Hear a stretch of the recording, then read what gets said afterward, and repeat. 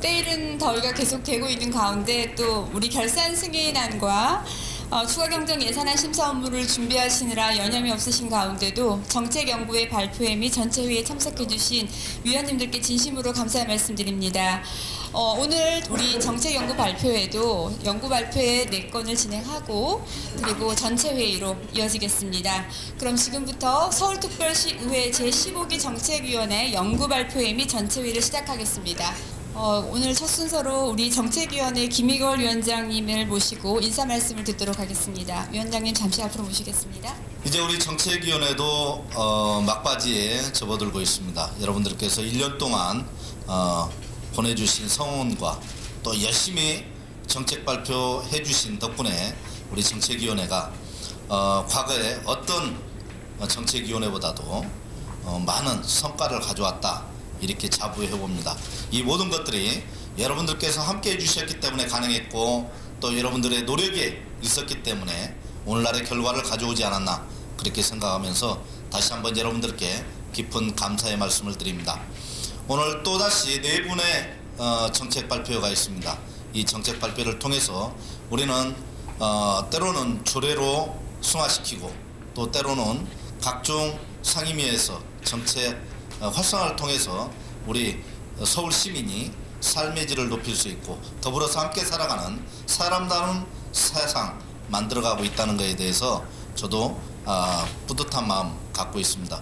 여러분들 그동안 고생 많이 하셨고 오늘 또 이렇게 발표를 통해서 우리가 함께하는 세상 만들어갔으면 좋겠습니다.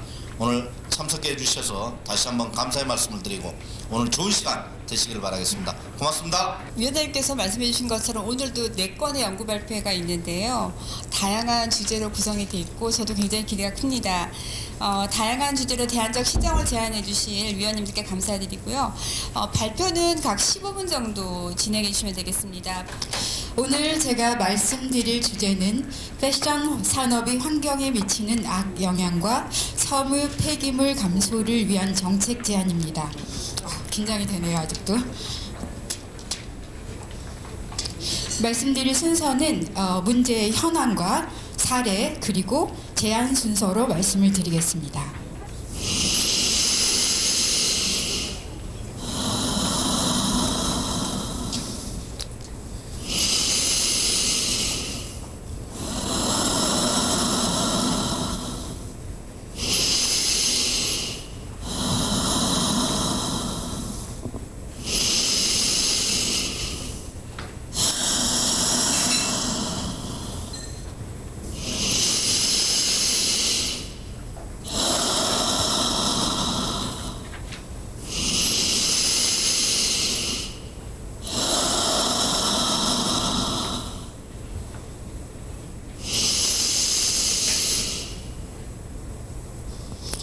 어떤 소리가 들리시나요? 이거는 그린피스의 광고인데요. 사람의 숨소리를 들숨과 날숨으로 표현을 한 건데 지구가 살아있다라는 것을 광고를 통해서 표현하고 있습니다. 살아있게 느껴지셨나요? 네. 과연 우리가 무엇을 했길래 이렇게 됐을까요? 자, 여러분 작년에 신문에서 많이 보신 사진이죠? 네. 한 해양학자가 거북이 코에 들어있는 그 플라스틱 빨대를 뽑고 있는 장면입니다. 뽑는 도중에 저렇게 피를 흘리고 있는데요. 저 동영상이 유튜브를 통해서 전 세계에 퍼지게 되었습니다. 저 사건을 계기로 전 세계는 플라스틱과의 전쟁을 선포합니다. 그래서 우리나라 카페에도 일회용 플라스틱 빨대가 사라지게 되었습니다. 자, 오른쪽의 사진에서 무엇이 양상되시나요? 말씀이 없습니다. 비닐봉지입니까? 네, 맞습니다. 저거는 작년 그 내셔널 지오그래픽 6월호 표지 사진인데요. 우리가 보기에는 비닐봉지인데 저기서 표현하고자 하는 거는 저 비닐봉지, 사실 미국 해안가 기준으로 하자면 연간 180억 파운드의 어마어마한 양의 플라스틱 쓰레기가 해안가로 밀려온다고 합니다. 우리나라에서는 저걸 비닐봉지라고 하는데 미국에서는 플라스틱 백이라고 표현을 하죠. 그래서 지구를 플라스틱 플래닛이라고 명명하기도 합니다. 최근에 우리나라도 똑같은 상황이죠. 중국에서 재활용 쓰레기를 더 이상 수입하지 않겠다고 선언을 하니까 이제 정부에서도 그러면 2030년까지 플라스틱 폐기물 양을 50% 줄이겠다라고 선언했습니다. 그래서 최근에는 마트에 일회용 비닐봉투가 사용이 금지되기 시작했습니다. 그러면 플라스틱은 어떻게 만들어집니까? 정답이 다 있는데요. 석유에서 추출하게 되는 거죠. 근데 의류는 대부분의 의류가 사실은 폴리에스터 의류입니다. 이 폴리에스터 의류도 마찬가지로 석유에서 추출하게 되는데요. 지금 어떤 매체도 이 폴리에스터 의류에 대해서 문제를 제기하고 있지 않습니다. 그렇다면 폴리에스터 의류는 지구에 안전한 것일까요? 사실 말씀드리기 부끄럽지만 패션 산업은 환경 오염의 주범입니다. 우리가 어느 날부터 그 마스크를 쓰는 게 일상이 되어버렸는데요. 그 이유가 바로 중국의 섬유 공장들에서 여전히 화석 연료를 사용해서 원단을 생산하고 있습니다. 그 흐름이 우리나라까지 오게 되었는데요. 또한 그 제품을 생산해서 이동을 하게 되는데 임금이 싼 국가에서 선진국으로 판매를 하기 위해서 비행기나 배를 타고 제품이 이동하게 됩니다. 이를 탄소 발자국이라고 하는데요. 미국에서는 좀 컨셔스 브랜드 같은 경우는 이거를 세세하게 다 기록을 하기도 합니다. 그리고 우리가 알고 있는 천연섬유라고 생각해서 천연섬유는 괜찮겠지. 하지만 면이나 이런 소재들을 농사를 지을 때도 역시나 화학비료나 살충제를 사용하고 있습니다. 또한 동물성 섬유인 양모나 캐시미어를 만들 때도 마찬가지로 이 동물에서 분뇨가 발생하게 됩니다. 이렇게 토양 오염을 시키기도 하고요. 또 여러분들이 입고 있는 대부분의 옷들이 화학 염색한 옷입니다. 이는 정말 수질 오염의 주범인데요.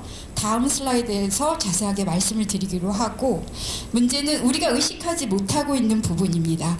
우리가 화학섬유 옷을 세탁할 때 미세 플라스틱이 떨어져 나오게 되는데 단 6kg를 세탁을 하더라도 약 70만 개의 그 미세 플라스틱이 방출되고 있습니다. 또 하나 그 패션 산업이 환경 오염의 주범이 되는 거는 유행이라는 겁니다. 여러분, 여자분들이 항상 옷장에 옷이 가득한데도 오늘 입을 옷이 없어 라고 얘기를 하는 거죠. 그게 왜일까요? 다 유행에 지난 옷들이 옷장에 가득하기 때문입니다. 사실 패션 산업은 유행이라는 걸 통해서 새로 그 구매를 창출하고 굴러가는 산업이긴 합니다. 근데 이것이 결과적으로는 대량 폐기물을 만들어내고 있습니다. 자, 수질 오염에 대해서 다시 한번 말씀을 드리면, 화학 염색이 왜 문제가 심각하냐면 염료의 80%만 원단에 남고 나머지 20%는 물에 씻겨져 내려갑니다.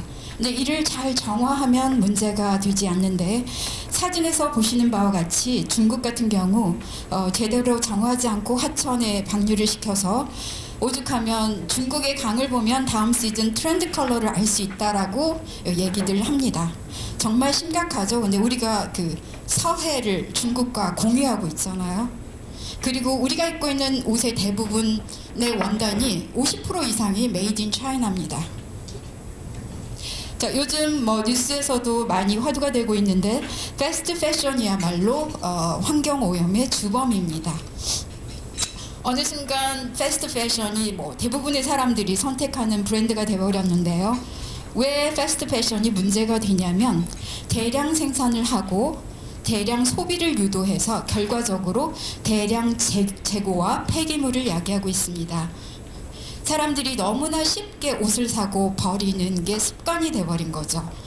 그래서 옷값은 싸지만 사회적으로는 굉장히 높은 사회적 비용을 지출하고 있습니다. 문제는 옷이 굉장히 그 짧은 시간만 입고 버린다는 건데요. 보통 패스트 패션의 사용 주기는 6개월에서 1년 정도 되고, 더 기가 막힌 거는 실제 사람이 한 번도 입지도 않고 새 제품이 바로 폐기되는 것도 굉장히 많다고 합니다. 자, 패스트 패션이 왜 문제가 될까요? 문제는 대부분의 소재가 석유에서 추출한 폴리에스터라는 것입니다. 자, 폴리에스터는 가격이 쌉니다. 그래서 저렴한 패스트 패션 브랜드들이 선택을 하고 있는데요. 전 세계 직물의 65%가 폴리에스터입니다. 문제는 폴리에스터가 일단 매립이 되면 생분해 되는데 약 500년이 걸립니다. 사실 안 된다라고 보는 게 맞겠죠. 그리고 이것을 소각할 때는 발암 물질이 생성이 됩니다. 그리고 폴리에스터를 만들 때는 막대한 원유가 필요합니다. 자, 국내뿐 아니라 세계적으로 섬유 폐기물이 넘쳐나서 이게 모두의 골치를 앓고 있는데요. 우리나라 같은 경우 2016년 통계청 자료를 보면 우리나라 기준으로 일 700톤의 폐기물이 발생하고 있습니다. 근데 여기에 서울시만 보면 약 절반인 290톤이 매일 섬유 폐기물이 발생하고 있습니다. 굉장히 많은 수치죠. 해외 같은 경우는 그러면 섬유를 어떻게 처리할까? 문제는 대부분 매립한다는 것입니다. 자, 매립한다는 거는 아까 말씀드렸듯이 썩지 않는 것을 땅에다 매립한다는 거죠. 그래서 영국의 대표적인 환경 애호 디자이너가 스텔라 맥카튼인데, 이 사람이 인터뷰에서 영국 같은 경우는 단 1%만 리사이클을 하고 있다라고 얘기를 합니다. 그러면 미국의 경우는 어떨까요? 땅이 넓어서인지 약 85%를 매립을 하고 있습니다. 15%를 재사용하고 있는데요. 제가 예전에 미국에 갔을 때는 그때는 쓰레기도 분리수거를 하지 않더라고요. 근데 우리가 알다시피 전 세계적으로 일회용품을 가장 많이 사용하는 나라가 미국인데 분리수거도 안 하네? 굉장히 의아했거든요. 그 이유는 바로 그 모든 쓰레기를 그 넓은 땅에다가 매립한다고 했습니다. 자, 좀 극단적인 표현이기도 하겠는데요. 의류 제품 생산은 곧 폐기물 생산이라는 의식이 필요할 것 같습니다. 우리가 정말 필요한 수량만큼만 생산을 하고 나머지는 정말 생산을 절제하는 게 필요할 것 같습니다. 자, 일본의 사례를 보면 1990년에 비해서 2016년은 마켓은 30% 감소를 했음에도 불구하고 공급은 오히려 2배로 증가했습니다. 폐기물의 가치를 업그레이드하는 방법에 대해서 알아보겠습니다. 3가지 방법이 있는데요. 리디자인, 리사이클링, 업사이클링. 아마 여러분 많이 들어보셨을 겁니다. 이 중에서 요즘 가장 핫한 것은 업사이클링인데요. 기존의 그 제품을 거기에다가 창의력과 디자인을 가미해서 고부가 가치 상품으로 재탄생시키는 방법입니다. 저런 가방이나 액세서리로 전개를 하고 있는데요. 가장 대표적인 브랜드가 모아덴에서 전개하는 컨티뉴라는 브랜드입니다. 폐차시 버려지는 가죽을 모아서 가방을 만든 브랜드인데요. 요즘은 면세점까지 입점해서 아마 정치인들이나 BTS도 저 가방을 맨다고 합니다. 그리고 해외 같은 경우는 좀 부러운데 사실은 디자이너 중심으로 전개가 되고 있습니다. 우리나라 같은 경우는 아직 이게 소비자의 의식 수준이 그래서 그런지 패션 디자이너들이 많이 접근하지 않고 있는데, 외국 같은 경우는 대부분 패션 디자이너들이 전개를 하고 있고요. 두 번째 크리스토퍼 레번을 보면 저 디자이너 같은 경우는 폐 낙하산 소재를 가지고 저렇게 그 아웃도어 의상을 만들고 있습니다. 그리고 세계적으로 가장 유명한 브랜드는 여러분도 한번 들어보셨을 법한 브랜드인데요. 프라이탁이라는 스위스의 브랜드입니다. 트럭의 방수볼을 이용해서 만든 가방인데요. 저 가방이 보통 한 2~30만 원 합니다. 리사이클 치고 굉장히 가격이 싸진 않다라고 할 수 있는데, 우리나라에서도 지하철이나 버스에서 자주자주 볼 수 있습니다. 전 세계적으로 가장 성공한 브랜드라고 할 수 있습니다. 그러면 디자이너들이 연구를 했습니다. 어떻게 하면 낭비를 줄일 수 있을까? 맨 위의 디자인 같은 경우는 제로 웨이스트 데니얼이라는 브랜드에서 원단을 재단하고 남은 소재를, 그것을 기렛바시라고도 하고 자투리라고 얘기하기도 하는데, 그 자투리를 모아서 저렇게 그 티셔츠에다가 그림을 그리고 있습니다. 사실은 저거 하나하나 조각 하나하나를 봉제를 한 것이어서 가격은 결코 싸지 않습니다. 근데 미국에서는 굉장히 잘 팔리고 있습니다. 두 번째 같은 경우는 청바지를 스커트로 재활용한 리폼한 케이스고요. 세 번째 사진에서 맨 왼쪽 사진을 보시면 이거는 티셔츠를 가위로 잘라서 머플러로 만든 사례인데 아마 그 티셔츠가 전혀 상상이 안 될 거예요. 그리고 아까 말씀드렸듯이 우리나라 소비자 같은 경우 아직까지는 다른 사람이 입었던 옷을 그 자기 피부에 닿는 것을 굉장히 꺼려합니다. 그래서 대안으로 그러면 그런 청바지들을 모아서 저렇게 인테리어 용품으로 만들면 좋지 않을까. 만약에 의자나 쿠션 아니면 샤워 커튼을 만들면 굉장히 많이 팔릴 것 같습니다. 디자인하기 나름인 것 같아요. 그리고 좋은 소재 같은 경우는 애완견의 옷을 만들어도 되고, 세 번째 아이디어는 가방을 만들고 남은 가죽의 자투리로 공예품을 만든 사례입니다. 자, 제로 웨이스트 디자인 중에 하나로 정말 자투리 한 치도 남기지 않겠다라고 그 시도를 한 디자이너들이 있는데요. 원단을 사각형으로 잘라서 저렇게 여러 가지 방식으로 배열을 한 다음에 맨 위에 디자이너는 코트를 만들었고요. 두 번째 디자인 같은 경우는 단추와 단추 구멍의 위치를 굉장히 복잡하게 해서 입는 사람이 마음대로 그 디자인하고 연출할 수 있도록 디자인했습니다.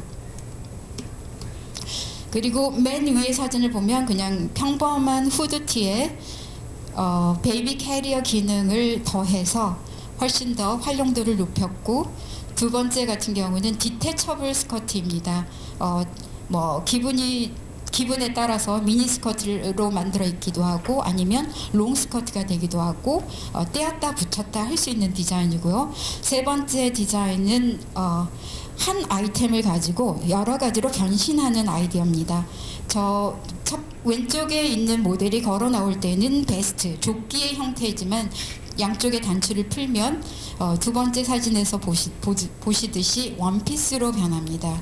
이런 것을 모듈러 패션이라고 하는데요. 좀 더 많은 연구가 필요한 분야라고 생각이 됩니다.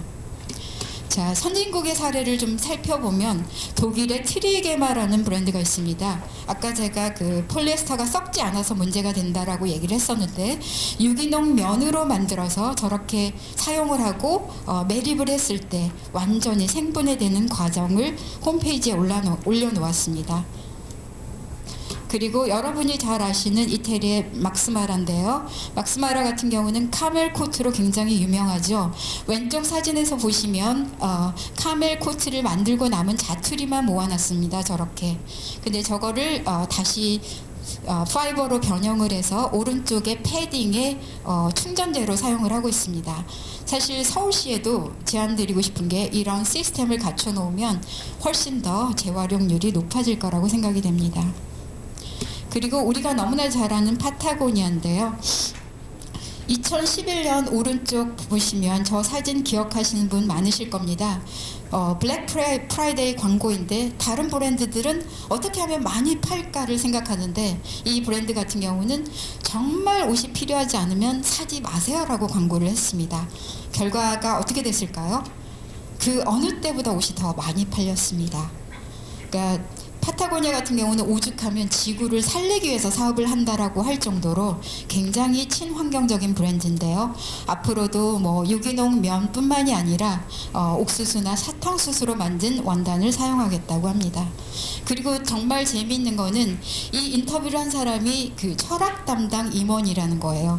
우리나라에서는 제가 삼성을 다녔지만 들어본 적이 없는데 미국에는 이런 임원도 있더라고요. 자, 프랑스에서는 몇 년 전에 이런 운동이 있었습니다. 우리가 그 시즌이 지나서 한번 생각해보면 지난 시즌에 뭐 5착장이면 충분했어 라고 하는 얘긴데요. 저도 돌아보면 한 시즌에 많은 옷을 입지는 않은 것 같아요. 그래서 전 세계적으로 프랑스에서 먼저 시작했는데 딱 5벌의 옷만 한 시즌에 입자라는 운동이에요. 그래서 만약에 새 옷을 살 경우도 기존의 옷장에 있는 옷과 믹스 앤 매치가 될 수 있는 옷을 사자라는 운동인데 이게 전 세계적으로 퍼져서 요즘도 그 여러 사람들이 이 운동에 동참하고 있습니다. 재미있는 거는 역시 패션의 종주국 프랑스답게 작년에 여러분 기억하실지 모르겠지만 버버리가 재고를 소각해서 정말 무리를 일으켰던 일이 있었는데 아마 그걸 염두에 두고 만든 얘기가 아닐까 싶어요. 지난 4월에 프랑스에서는 앞으로 정부에서 의류 재고품이 버려지거나 소각되지 않도록 지침을 마련하겠다라고 발표했습니다. 서울시도 한번 생각해 봤으면 좋겠습니다. 자, 기존 처리 방식의 문제점에 대해서 간단하게 말씀을 드리면 일단 우리가 아프지 않고 예방의학이 중요하잖아요. 왜? 안 아프는 게 중요하잖아요. 아프고 나서 병원 가서 치료하는 것보다. 마찬가지로 지금 기획 단계부터 어떻게 하면 폐기물을 줄이고 환경 오염을 최소화하는지 연구를 하고 이 아이디어를 널리 공유하는 게 필요하다고 생각합니다. 그리고 매립이나 소각하는 방식은 정말 심각한 환경 오염을 야기하는 방법이기 때문에 최대한 지양했으면 좋겠고요. 업사이클링 제품이 사실 비쌀 수밖에 없습니다. 공부를 하다 보면. 그래서 왜 비싼지를 그 소비자들한테 이해시켜주는 과정이 필요하다라고 생각합니다. 그리고 그 아직 소비자들이 굉장히 부정적인 이미지를 아까 말씀드렸듯이 갖고 있는데 업사이클링이나 리사이클링을 할 경우 소독을 하거나 그런 처리 과정을 분명히 거치는데 그런 것들을 소비자들이 전혀 인지를 하지 못하고 있는 것 같습니다. 그리고 아까 말씀드렸듯이 우리나라는 아직까지는 액세서리 중심으로 전개가 되고 있는데 토탈 브랜드가 필요할 것 같고요. 그리고 천연 염색은 곳곳에서 많이 활용하고 있는데 대부분 한복으로 활용하고 있어서 좀 아쉬운 감이 있습니다. 이제 정책 제안을 드리자면 가장 중요한 것은 시민의 의식을 바꾸는 것 같습니다. 일단 패션 산업이 얼마나 환경에 악영향을 미치는지 문제를 공유하고 그러면 어떻게 하면 이 문제를 해결할 수 있는지 서로 동참할 수 있도록 그런 홍보 영상물을 만들어서 공유할 수 있는 계기를 만들어 주셨으면 좋겠고요. 전자제품 같은 경우는 생산자 책임 재활용 제도라고 있습니다. 사실 패션 제품 같은 경우는 라벨만 떼어버리면 누가 만들었는지 알 수가 없는 게 사실이긴 하지만 그래도 어떤 방법을 써서든 생산자들이 책임을 질 수 있도록 제도를 만들었으면 좋겠고요. 아까 막스마라와 같이 여러 가지 시스템을 만들어서 서울의 한 공간에서 그 폐기물들을 어떻게 하면 다시 활용할 수 있는지 그런 센터를 설립했으면 좋겠습니다. 그리고 사회적 기업 선정 시 지금 현재는 뭔가 독특한 비즈니스 모델을 중심으로 선정하는 것 같습니다. 뭐 폐낙하산으로 뭐 가방을 만든다든지. 근데 그렇게 해가지고는 이 어마어마한 쓰레기를 처리할 수가 없습니다. 그래서 앞으로는 얼마나 많은 폐기물을 처리하는지 또는 어떻게 하면 시민 의식을 바꾸는지 이런 쪽에 더 플러스 점수를 줘야 한다고 생각합니다. 그리고 친환경 패션 브랜드들은 정말 한두 개 브랜드를 제외하고는 생존 자체가 어렵습니다. 우리나라 현실이.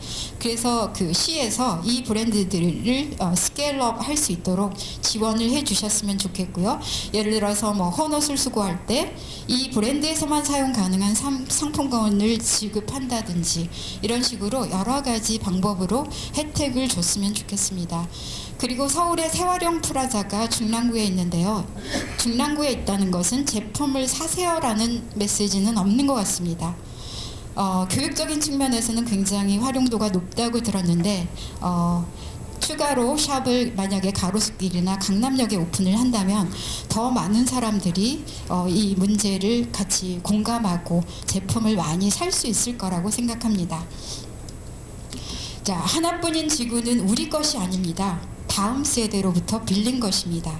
환경은 우리가 체감하듯이 관리한 만큼 메아리가 되어 돌아온다는 사실을 기억하면 좋겠습니다.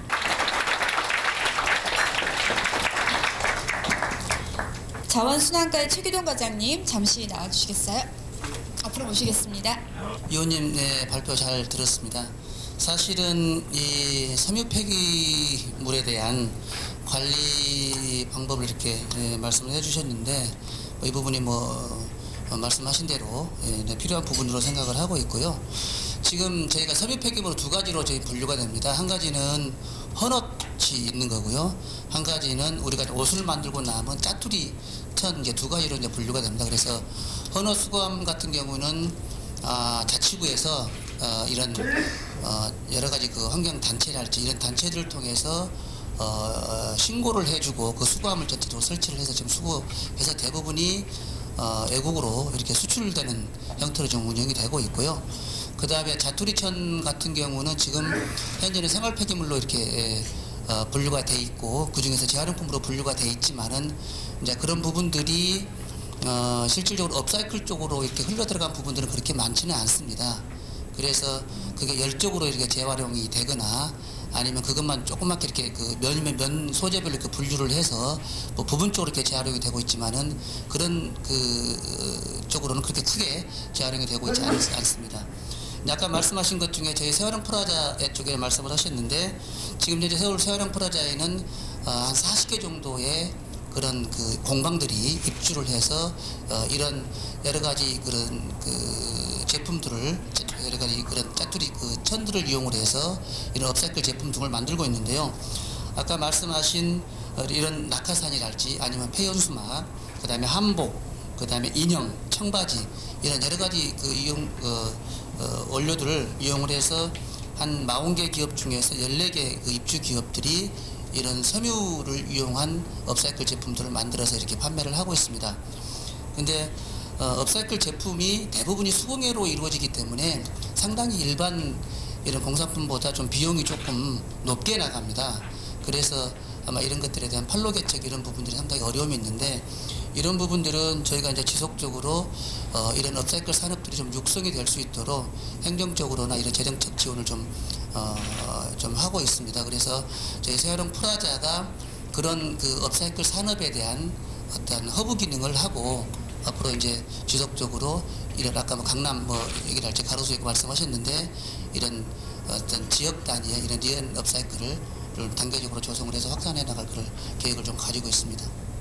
다음은 교육보건복지소위원회 김소연 위원님께서 서울시 저출산 고령화 대책 진단과 과제에 대해서 발표해 주시겠습니다. 위원님.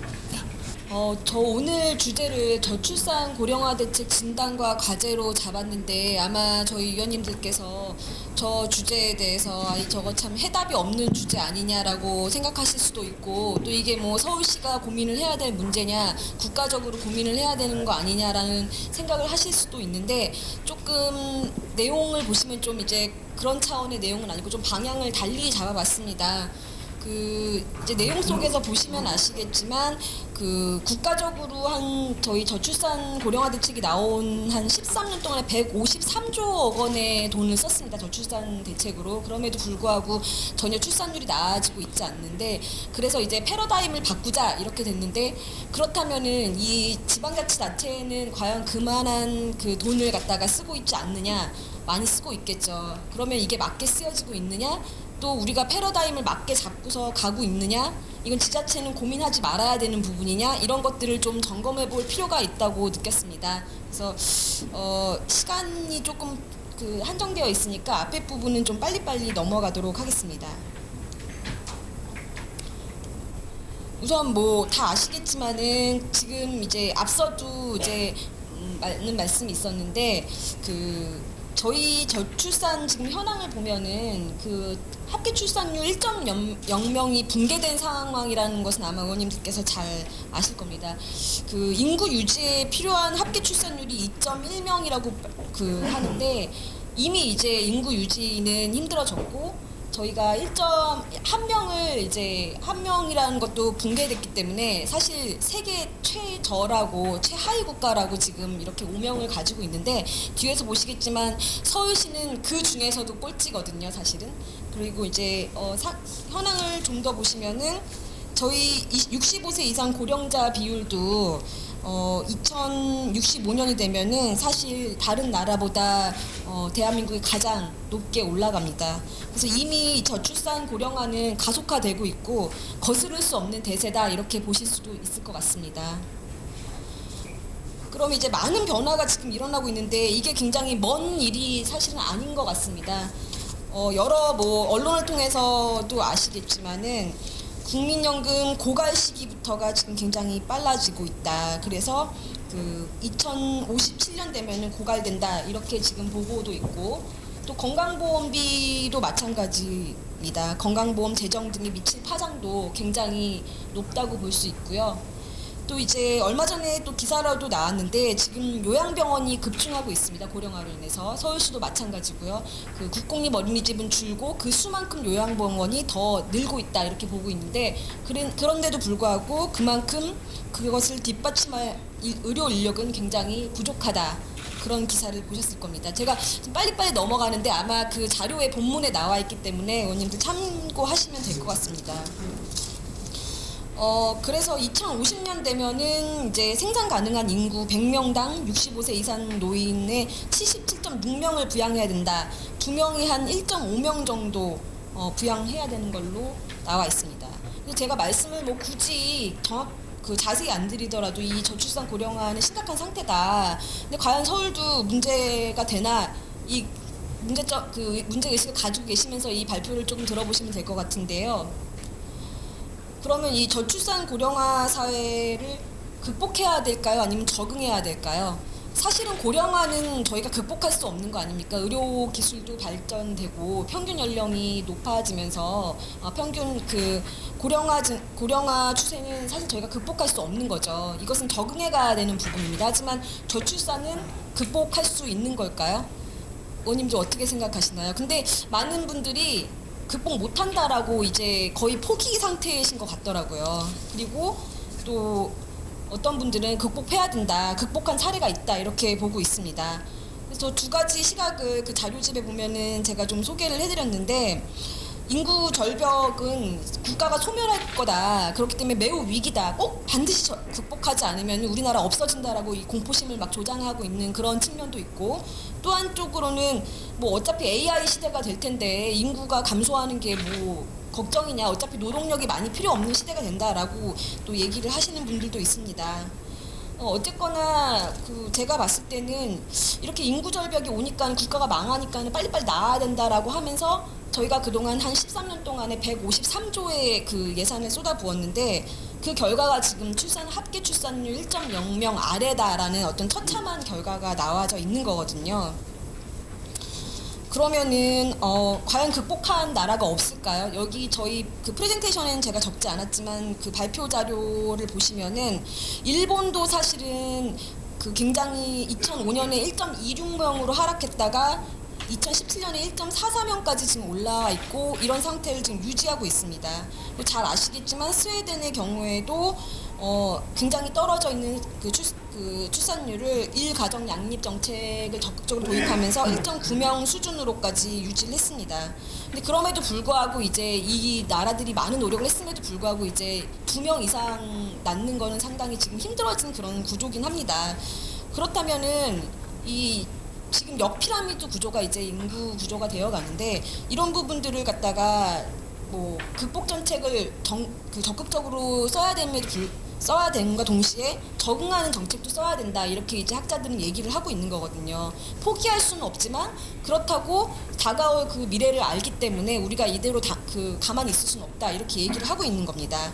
그래서 아까 말씀드렸다시피 어린이집과 학교는 줄고 또 노인 요양시설이 증가하고, 또 이와 맞춰서 또 노동시장 구조 자체도 변화하고 이러면서 또 은퇴 시기 자체가 또 굉장히 늦어질 수밖에 없는 그런 상황이 다가오고 있는 겁니다. 그러면 아까도 이제 좀 계속 이제 다 아시는 얘기를 쭉 했는데, 과연 서울시는 고민을 서울시 차원에서 해야 될까요? 그 유명한 인구학자 조영태 교수라고 아마 그 정해진 미래라는 책을 아마 아실 겁니다. 그걸 쓰신 조영태 교수님 이런 말씀을 하셨는데요. 국가 차원의 일이 있고 지자체 차원에서 이런 일을 해야 된다.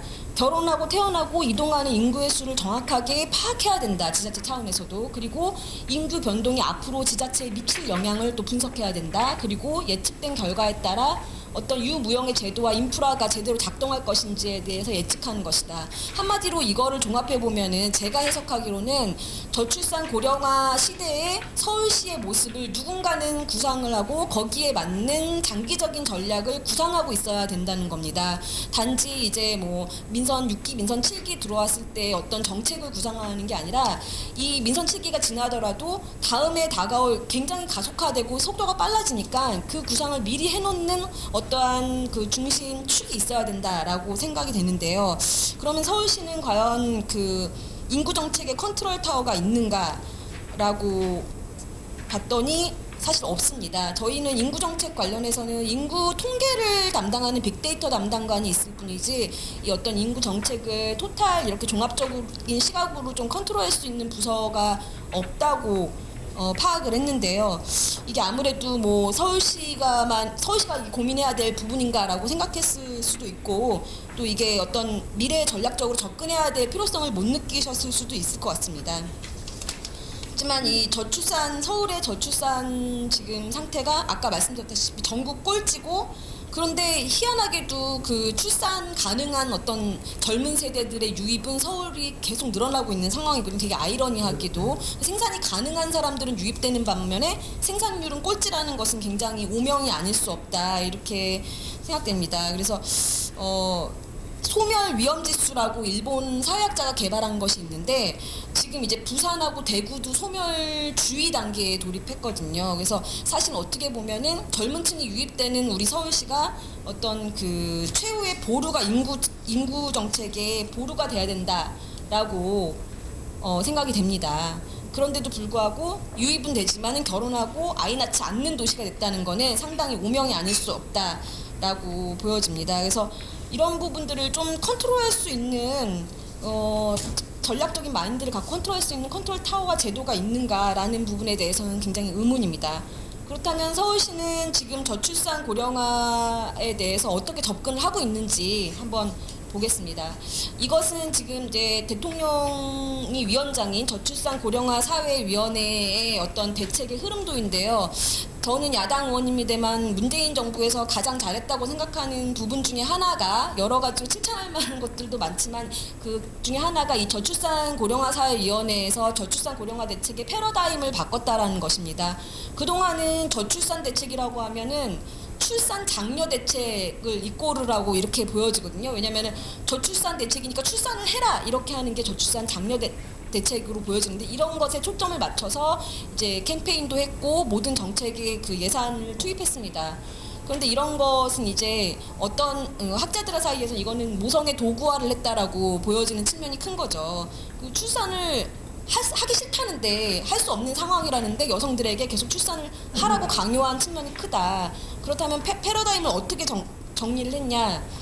목표 출산율을 그 지난 정부와는 달리 문재인 정부에서는 제시를 하지 않았습니다. 그래서 어떤 측면에서는 저출산 대책 포기한 거 아니냐, 왜 목표 출산율도 제시하지 않았냐라고 비판은 있었습니다만은 목표 출산율을 제시하는 것 자체가 출산을 하라고 강요하는 거다. 그러니까 이것은 이렇게 접근할 것이 아니라 모든 세대의 삶의 질을 향상시키는 차원에서 접근을 해야 되고 또 성평등 국가를 만드는 차원에서 접근해야 된다. 이렇게 지금 패러다임을 바꿨습니다.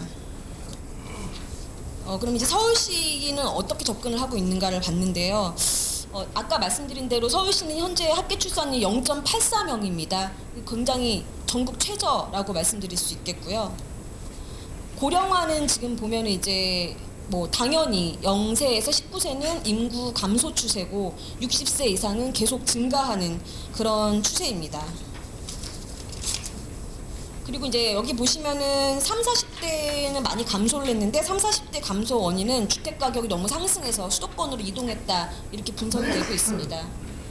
이제 서울시 저출산 고령화 그 대응 추진 정책해서 이렇게 보시면은 굉장히 뭐 여러 가지 분야를 좀 망라해서 사실은 갖다 놨는데 저희 위원회 소관입니다만 이게 여성가족실 소관입니다만은 여기 이 자세히 보시면 여기 대부분이 사실은 어떻게 보면은 그 결혼, 출산, 자녀 양육에 맞춰진 정책들이 대부분이고 그 앞서 말씀드린 대통령 직속위원회에서 그 패러다임을 바꾼 삶의 질의 향상에 관한 부분들이 조금 비중이 적다라고 보실 수 있을 것 같습니다. 그래서 지난해 이제 이 기본 계획의 목표를 봤더니 결혼, 출산, 친화적 사회 기반 강화, 비전, 청년의 사랑에 투자하는 도시 서울 이렇게 되어 있는데요. 여기 계신 이제 조금 윗세대 의원님들은 이게 뭐 문제야? 결혼, 출산하는 사회 기반 강화한다는데 그리고 청년의 사랑에 투자하라는데 이게 뭐 문제야? 그 출산할 수 있게끔 만들어준다는 거 아니야라고 하실지 모르겠지만은 막상 이제 지금 출산과 결혼을 그 앞둔 세대들은 이걸 보면은 거부감이 있을까요, 없을까요? 저는 이거 보면 좀 거부감이 있다고 봅니다. 왜냐면은 이거 저출산 문제를 결혼과 출산에 직접 타겟화한 어떤 슬로건과 비전이다 이렇게 보여지는 거죠. 그래서 사실은 대통령 직속 그 위원회에서 얘기한 것도 이렇게 직접적으로 결혼해라 출산해라가 아니고 결혼과 출산을 할 수 있는 삶의 질의 개선을 먼저 하겠다라는 건데 우리 서울시는 조금 그에 비하면은 좀 뒤처진 어떤 비전과 목표를 가지고 있지 않냐 이렇게 보여지고 있고요. 그렇다면 그 고령화 대책은 어떨까요? 저희 이제 또 저희 위원회 소관입니다만은 노인과 관련된 정책을 저희가 어르신 복지과랑 인생 임모작 지원과 그리고 그 일자리 정책은 저희 또 은퇴 후 사회공헌 일자리인 서울시 50플러스 재단이 하고 있는데요. 사실은 이게 이제 각기 좀 떨어져 있는 실국에서 이 노인과 관련된 정책을 만들 뿐이지 사실 고령화의 추세라던가 아니면은 고령화가 진행되고 있는 어떤 현상에 대한 분석을 제대로 하고 있는 컨트롤 타워가 있다라고 보기 힘들 것 같습니다. 그리고 이것과 관련된 어떤 종합적인 대책 또 실무적인 지원을 하는 체계조차도 없다 이렇게 볼 수 있을 것 같습니다. 그래서 아까 말씀을 드렸지만 현재 우리 서울시가 결혼 출산을 직접 타겟팅하고 있다라면 사실은 이게 종합적인 삶의 질 개선에 초점이 맞춰져야 되고 또 산별적으로 정책이 다 분산되어 있다면 이거 종합적으로 정책을 마련해야 된다.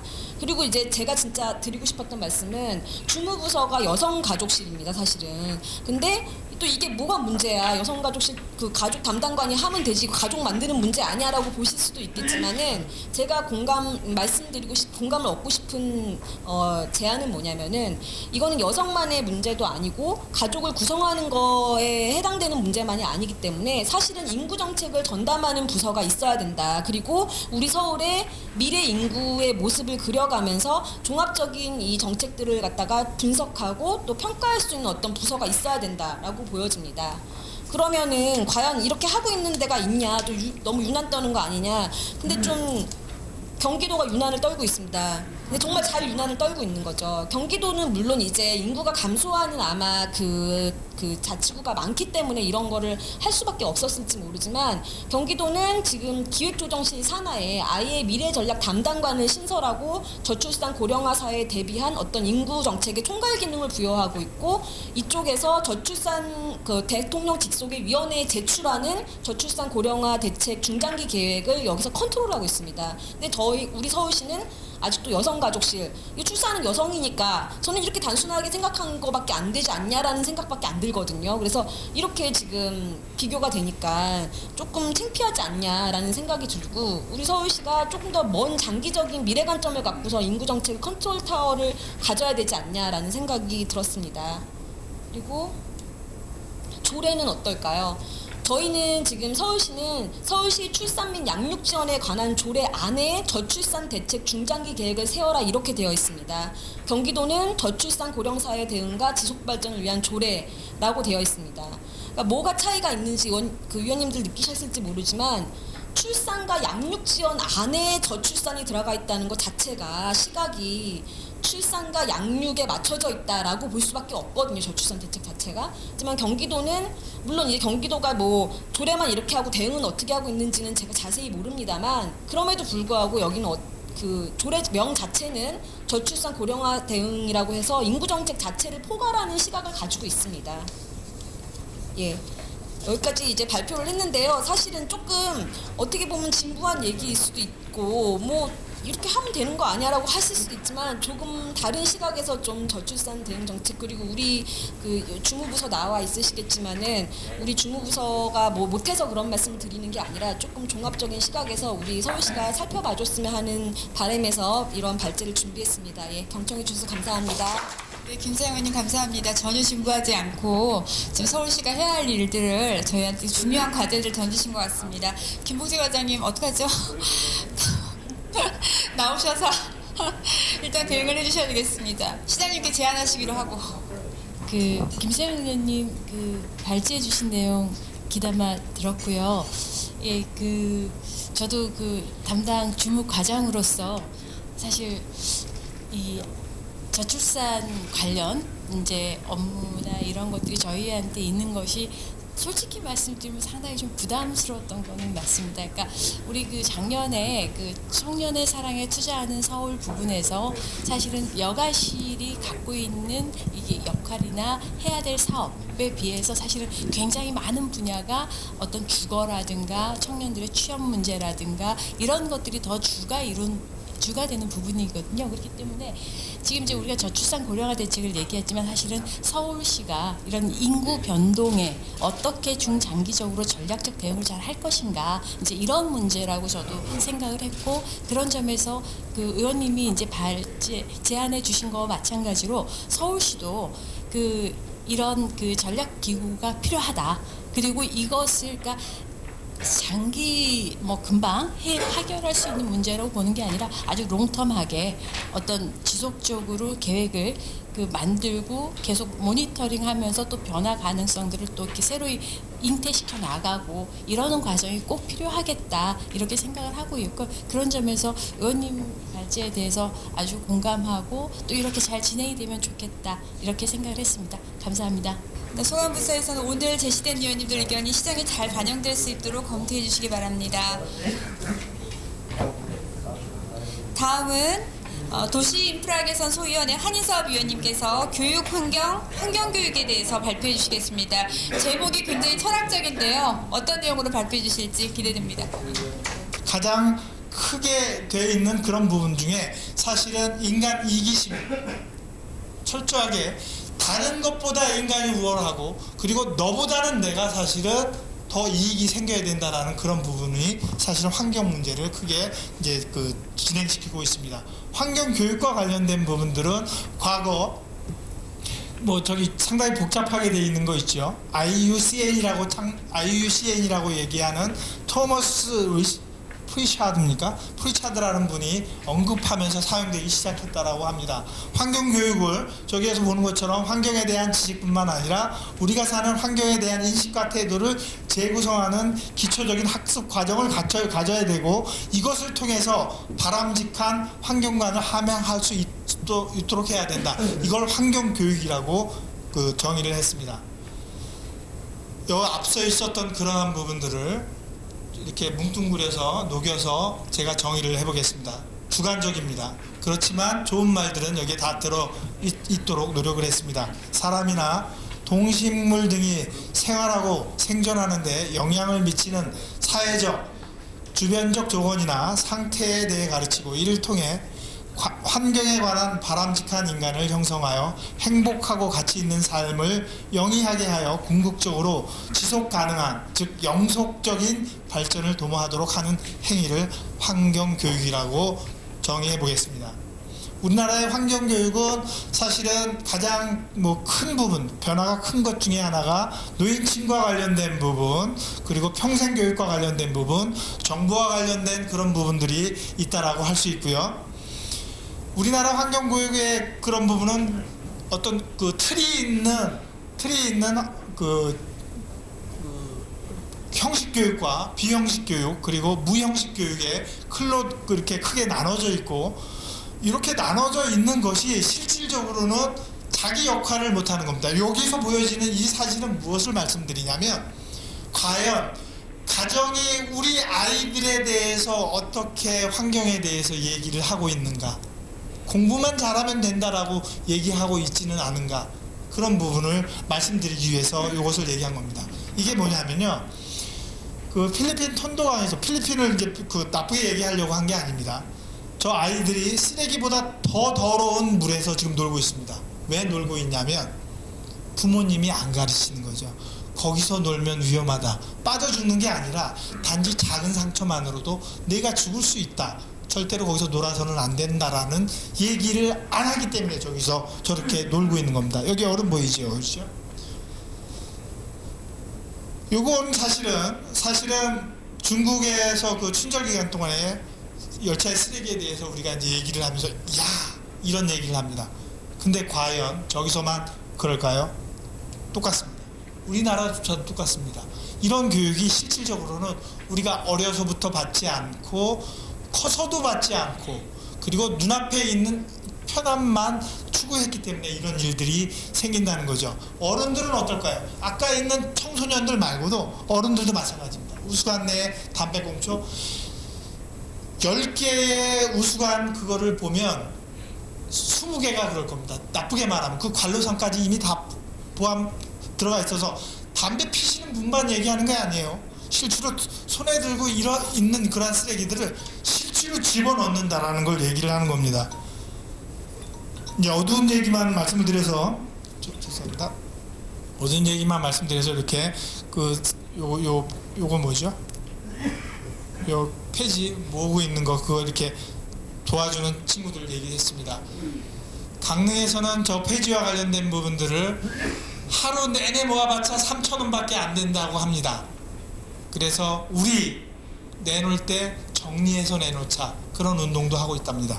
어쨌든 그런 부분. 그래서 환경 교육을 보면 실제로는 환경에 관한 교육, 환경을 위한 교육, 환경으로부터의 교육 이런 것들이 있는데 우리는 어떻게 생각하냐면 학교에다 맡기고 가정에다 맡기고 사회에다 맡기는데 가정에서 맡기는 것들이 실질적으로는 어른들도 여기에 포함이 되어 있다라는 부분을 잊지 마시기 바랍니다. 우리가 쓰레기를 함부로 버릴 때 아내가 얘기한 것 때문에 제가 마음에 상처를 받고 더 조심하게 됩니다. 사실은 그런 것들이 없는 거죠. 아이들만 마치 교육자, 그 교육을 받아야 될 대상으로 생각하지만 절대로 그렇지 않다는 거죠. 우리나라 국가에서도 실제로 환경교육과 관련된 종합계획을 세우게 되어 있고 그것을 의무로 하게 되어 있습니다. 특히나 학교와 관련된 부분은 여기서 보는 것처럼 4개 분야로 해서 학교교육, 환경교육과 관련된 부분이 되어 있는데 교과과정상 환경교육은 선택으로 되어 있습니다. 2015년 좀 시간이 되긴 했지만 중학교에서 7%가 안 되는 부분, 고등학교에서 13% 정도가 선택을 합니다. 더 큰 문제점은 무엇이냐면요. 학교 내 환경과목 교사의 73.6%가 환경을 전공하지 않은 비전공자이고 중학교, 중고등학교 462개 교당 1명의 환경교육 전공교사가 있다는 놀라운 사실입니다. 그러니까 환경교육은 실질적으로 기술교육을 받거나 그 밖에 단기교육을 받아서 실제로 환경교육을 하고 있다라는 그런 부분입니다.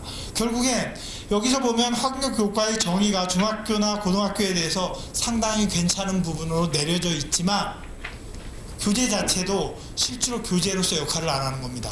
전문가를 키우기 위한 그런 것처럼 상세한 설명을 해서 실제로 환경에 어떠한 문제가 있는지 왜 환경을 우리가 배워야 되는지조차도 모르게 그렇게 되어 있습니다. 문제가 결국엔 고등학교, 초등학교에서부터 고등학교까지 모든 교육이 대학 입시에 맞춰져 있다는 부분을 지울 수가 없습니다. 예산과 관련된 부분들도 그렇습니다. 예산과 관련된 부분들도 실제로 환경부 지자체에는 환경교육 예산이 일정 정도 책정이 되어 있지만 교육부에는 예산이 책정되어 있지 않습니다.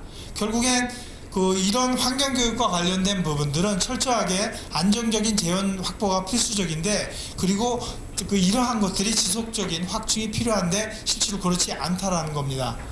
환경교육이 갖는 그러한 부분들은 앞서 말씀드렸던 것처럼 인간이 살아가면서 반드시 필요한 것이 교육과 윤리인 것처럼 현대인이 살아가는 가장 필수 소양이 환경과 관련된 환경보호와 관련된 그런 소양으로 대두될 수 있습니다. 실제로 지금 강조되고 있는 것들이 그렇습니다. 시민이 참여하지 않는 환경은 반드시 실패할 수밖에 없기 때문에 그렇습니다. 결국엔 시민으로서 인간으로서 갖춰야 될 덕목으로서 환경과 관련된 부분이고 결국엔 국민윤리나 도덕을 필수 교과목으로 편성한 것처럼 이제는 필수 교과목인 것 것과 같이 이러한 부분들을 유도해야 된다라는 생각입니다. 학교교육과 가정교육도 합당한 가정교육이 수반되어야 학교교육을 통한 효과가 극대화될 수 있다는 부분을 생각을 하고, 환경과 관련된 가정교육이 도덕과 밀접하게 관련되어 있다는 부분을 사실은 깨닫고 그에 대한 부분들을 지속적으로 마련되어야 합니다. 가정교육과 관련된 부분, 환경교육 관련 과목은 반드시 대학까지 필수 과목으로 바뀌어야 된다라고 생각을 합니다. 이거를 단순히 우리 조례는 그렇지 않아, 법적으로 그렇지 않아, 이런 부분들은 중요하지 않습니다. 외국의 선진 외국은 그런 경우가 없어. 이런 것들은 중요하지 않습니다. 누군가는 새로이 시작해야 되고 누군가는 먼저 가야 됩니다. 우리가 먼저 갈 수 있는 그런 상황입니다. 담당 선생님은 전공자나 반드시 전문가가 담당해야 되고, 재정 확보와 지속적인 확충이 수반되어야 한다라고 생각합니다.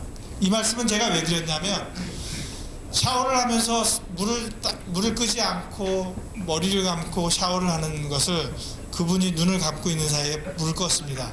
2번을 했는데 쌈이 붙을 뻔했습니다. 사실은 옳고 그른 것보다 더 중요한 게 그 사람의 인격을 생각을 하고 친절한 게 더 먼저였다라는 걸 그때서야 알았습니다. 고맙습니다. 열정적인 연구 발표 감사드립니다. 우리 이 분야와 관련해서는 교육청 교육혁신과의 이종탁 과장이 나와 계신데요. 네, 공교육에서 환경교육이 근본이 될 수 있을지 한번 말씀 들어보겠습니다. 네, 오늘 한인석 교수님의 그 고견을 잘 들었습니다. 저희 교육청뿐만 아니라 제 개인적으로도 이 환경은 지속 가능한 현대사회에 꼭 필요한 과목이라고 생각을 합니다. 여기 계신 위원님들도 지금 우리 사회에 나오는 뉴스 같이나 뭐 이런 데 볼 때 환경보다 더 중요한 것들은 거의 없을 거라고 생각을 합니다. 그만큼 환경에 대한 중요성은 강조하지 않을 수 없습니다. 이 부분에 대해서 우리 교육청은 유치원부터 중고등까지 이 환경에 대해서는 지속적인 강조를 하고 있습니다. 아까 우리 한 교수님께서 교육부에는 환경의 예산이 없다라는 말씀에 저는 공감을 하고요. 우리 교육청에서는 올해부터 우리 시의원님들이 도와주셔서 환경 예산을 한 4억 가량을 만들었습니다.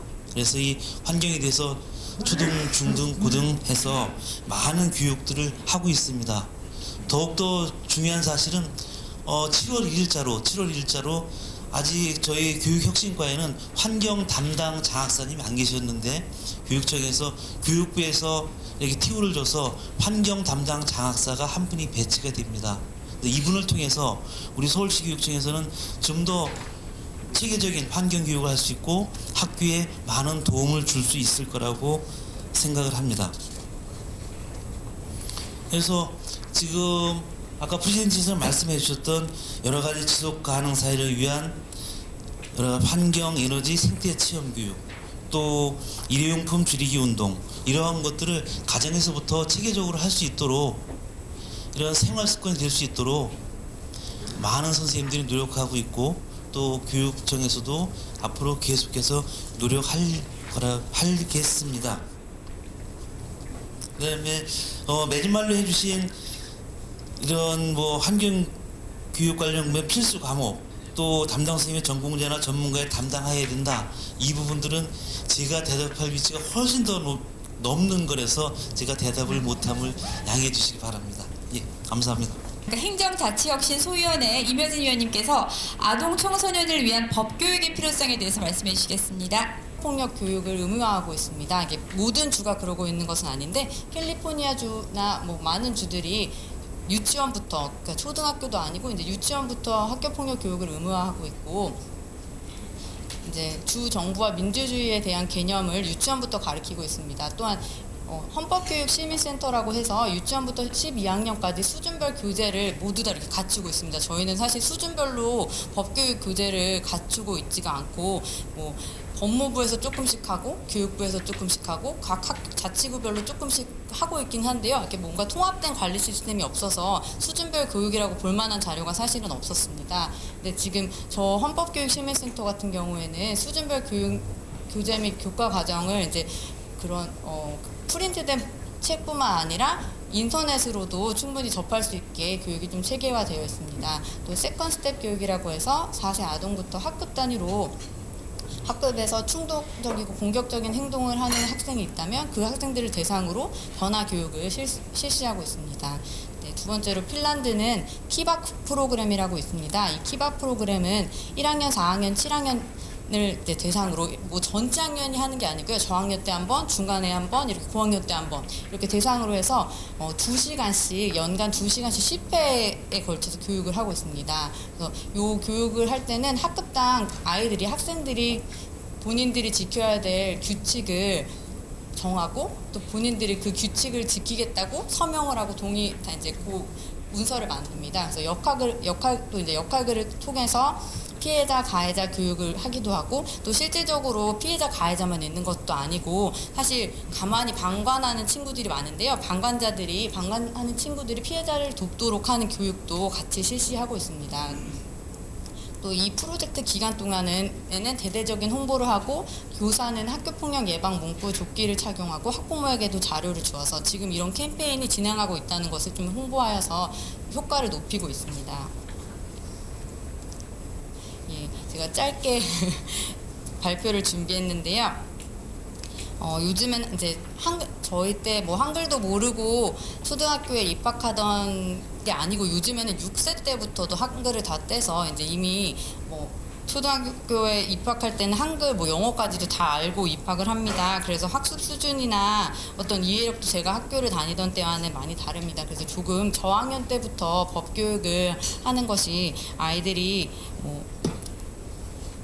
어려서부터 법과 친근해지면서 한 사람의 훌륭한 대한민국 국민으로 권리의 의무를 지키면서 성장하는 데 많은 도움이 될 거라고 또 생각합니다. 그래서 제가 여기에는 포함시키지 못했는데요. 사실 법교육 강사가 많이 필요하실 텐데 저희 변호사들은 연간 20시간씩 공익활동을 해야 됩니다. 그래서 법교육 강사가 필요하시면 그리고 서울 전체 변호사의 3분의 2 이상이 서울시 변호사입니다. 그래서 서울시 변호사협회와 서울시가 이렇게 법교육 강사나 법교육 프로그램 만들어서 공익 그 시간을 이용하시면 좀 좋은 방법이 될 수 있을 것 같습니다. 예, 이상 발표를 마치겠습니다. 교육청 민주시민생활교육과 정영철 과장님 나와 계십니다. 네, 앞으로 모시겠습니다. 임혜진 변호사님께서 이제 제안해 주신 내용은 이제 충분히 공감합니다. 그리고 실상 학교 현장에서도 이제 변호사협회 지원으로 자문 변호사를 일산 학교에서 지원받고 있기 때문에 상당히 고마움을 제 개인적으로도 지금 표하고 싶고요. 우리 그냥 흔히 속설에 이제 법대로 해라, 법대로 하자 이제 이런 말이 있지 않습니까? 물론 지금 제안하신 것처럼 이 법교육에 대해서 사실은 공감 안 하면 이상하죠. 민주시민 교육을 키운다, 또 양성한다, 또 민주시민의 역량을 키워가자 하는 그 맥락 속에도 결국은 법에 대한 전제가 분명히 있어야 되고 또 어떤 개인의 어떤 이기주의나 또는 뭐 다수결에 대한 어떤 그런 시각보다는 그래도 공익을 우선하고 또 소수를 또 존중하면서 살펴가는 그런 어떤 공화주의 관점에서의 어떤 민주시민으로서의 어떤 교육이 학교 현장에서 필요하다는 부분으로 일단 말씀을 좀 드리는데 사실은 학교 폭력을 중심으로 이제 발제를 해주셨는데 저희가 이제 교육청에서 정책하는 입장에서 보면 사실 학교 폭력이라고 하는 것이 단순하게 학교 폭력 하나만의 문제가 아니거든요. 사실은 복합적으로 여러 가지 요인들이 함께 섞여 있기 때문에 이런 면도 조금 고민이 좀 돼야 되고 기본적으로 학교라는 것이 뭐 하는 곳이냐. 그러니까 법을 전면화하기에는 좀 부담스러운 부분이 여전히 이제 아이들의 성장을 기대하는 곳이기 때문에 아이들이 때로는 실패도 하고 때로는 그 서툼도 있고 그걸 또 저희들이 용인하면서 계속 키워가는 곳이 이제 학교라는 부분의 관점에서 본다면 법 교육에 대한 전면화에 대한 부분에 일정 부분 동의는 하지만 사실은 또 그 이전에 저희들이 살펴야 될 부분이 많이 있다는 말씀을 좀 드리고요. 실상 학교의 현실은 학교 폭력 말고도 이 사회가 너무나 이제 다변화되다 보니까 아동 학대 문제라든가 성폭력에 대한 문제라든가 또 가정 폭력에 대한 문제, 심지어는 보건 교육의 문제 해야 될 게 너무 많아요. 사실은 이게 다 법으로 돼 있거든요. 그러니까 학교가 이 모든 가치들을, 모든 법으로 강제되고 있는 부분들을 다 담아내기에는 역량적으로 한계가 있다는 문제가 있어요. 그래서 결국 저희들이 이제 해안으로 잡고 있는 거는 교육과정과 연계하지 않고서는 단발성 연수로밖에 끝날 수 없고 형식적인 연수로밖에 그칠 수 없기 때문에 교육과정과 연계의 노력들을 지금 계속 하고는 있습니다만, 솔직히 개인적으로는 교과서가 바뀌었으면 좋겠어요. 사실은 교과서가 이런 사회적인 의제들을 놓고 교과서의 어떤 과제로 좀 이렇게 부여를 해주면 어떤 형태로든 수업 시간에 연계가 될 거고, 이렇게 하나로 한 시간에 이렇게 쓱 지나가는 형태의 예방교육이 아니라 지속성을 담보할 수 있는 예방교육이 될 수 있을 거라고 생각이 좀 들고요. 일정 부분 저희가 교육청의 정책으로 이제 공론화를 던진 이유도 이런 공론화 과정을 통해서 아마 많은 이야기들이 아마 논의될 거라고 보거든요. 그 속에는 지금 변호사님이 제안하신 것처럼 법에 대한 문제도 있을 수 있고요. 또 그 속에서 자율과 책무에 대한 부분들도 일정 부분 아이들 스스로 자기들이 자발성을 토대로 교육할 수 있는 기회가 될 수 있다고 보기 때문에 주요 정책으로 저희들이 간주하고 꾸준히 추진할 생각으로 있습니다. 감사합니다. 학교 폭력에 대해서 지금 우리 임여진 변호사님 좋은 발표해 주시고 정익표현을 말씀하셨는데, 제가 실제적으로 저도 이제 중학교 아이를 두고 있는 학부모인데요. 참 그렇습니다. 이 교육의 공동체가 법대로 논리로만 가야 되는가, 정말 이게 심각한 문제인 것 같아요. 물론 폭력이 정당화될 수는 없는데 또 현실적으로 들어보면은 모든 걸 법으로만 이게 해결하려고 하다 보니까 정말 너무나 그 삭막해지고 교육의 공간이 관심부터 멀어지는 거예요. 상대의 아이는 사실 그게 아니었는데 또 법에 걸려드는 거예요. 그러면서 어떤 문제가 발생이 되냐 그러면은 아이가 아이를 믿지 못하는, 친구가 친구를 믿지 못하는 이런 상황이 전개될 수도 있는 게 현재 지금 학교 그 폭력을 다루는 현장의 실태인 것 같아요. 제가 직접적으로 그런 것들을 경험을 느껴보니까 정말 이거는 뭔가에 좀 근본적인 새로운 변화가 있어야 된다. 지금 학교 폭력이라는 그 법에 의해서 치시를 하다 보니까 모든 게 법으로 맡겨서 학교 선생님도 법으로 맡기고 부모님도 법으로 맡기고 이러다 보니까 결과적으로 교육의 공동체가 좀 무너지고, 우리가 얘기했던 친구끼리 정말 좋은 교우 관계가 어떻게 보면 적대적으로 변하게 되고, 두고두고 그게 또 사회에 나와서 본인한테 계속 어떤 볼모로 잡혀가지고 늘 살아가는 데 있어서 하나의 큰 짐이 된다. 지금 여러분 다 알다시피 미투 뭐 다 있지만 요즘 또 나온 거 있잖아요. 학교 다닐 때 그 있었던 전력이 나타나서 또다시 그런 어떤 생활에 큰 짐이 돼서 사회적으로 문제가 되고 있습니다. 그래서 지금 우리 임여진 변호사님께서 법교육의 필요성 물론 필요합니다. 필요하는데 이 학교 폭력이라는 것과의 법교육의 관계성을 가지고 갔을 때 법교육으로만이 모든 걸 해결될 수 없다. 그래서 지금 우리 정영철 과장님 말씀하셨던 정말로 뭐 근본적인 변화 이런 것들을 우리가 좀 고민할 시기가 왔다. 그래서 지금 최근에 와서 제가 알기로는 학교폭력법에 대한 것도 개정의 움직임이 있고 또 여러 가지 있지만 근본적으로 그런 어떤 기본적인 새로운 좀 변화를 가져올 필요가 있겠다. 이런 점에서 우리 교육청에서 과장님도 좀 신경을 써주시고, 또 오늘 우리 정책위원회 여러 의원님들이 많이 계십니다만은 이게 남의 일이 아니고 다 우리 일입니다. 우리 사회의 일이고 또 내 자녀의 일이기 때문에 조금 더 이 부분의 학교 폭력에 대한 다양한 어떤 문제들을 관심을 갖고 우리 정책위원회에서 정말 좋은 안들도 만들어 나갔으면 좋겠다는 말씀을 드리면서 우리 임여진 변호사님 앞으로도 계속 많은 관심 좀 부탁을 드리겠습니다. 네, 임여진 위원님께서 법교육의 필요성에 대해서 말씀하시면서 주제를 또 학교폭력을 예를 드시는 바람에 학교폭력으로까지 주제가 확산됐습니다. 이 내분 발표 너무나 감사하고요. 정말로 우리가 필요한 사안들에 대해서 또 그동안에 쉽게 생각했던 부분들에 대해서 다시 한번 우리가 깊이 생각해 볼 필요가 있었다, 이런 말씀을 드리겠고, 아울러서 여러분들 덕분에 제가 16기 정책위원장으로 다시 이촉이 될 것 같습니다.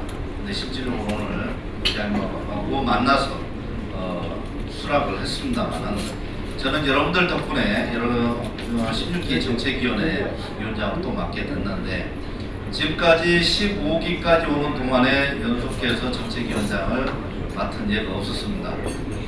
여러분들 덕분이라고 생각을 하고 저는 우리 15기 정책위원들이 같이 가는 부분들이 많았으면 좋겠다 이런 생각을 갖습니다. 그래서 여러분들과 의견 교환을 통해서 우리가 더 노력하고 함께 가는 부분들에 대해서 여러분들께서 동의해 주시고 또 여러분들도 노력해 주시고 저도 앞으로 더 많은 노력을 통해서 보다 우리 정책위원회가 실질적으로 우리 삶의 질을 높일 수 있는 방향으로 나갈 수 있도록 그렇게 나가고 우리 서울시 정책위원 여러분들의 이상 마찬가지로 높여갈 수 있도록 노력하겠습니다. 여러분들 고생하셨고요. 즐거운 식사 되시길 바라겠습니다. 고맙습니다.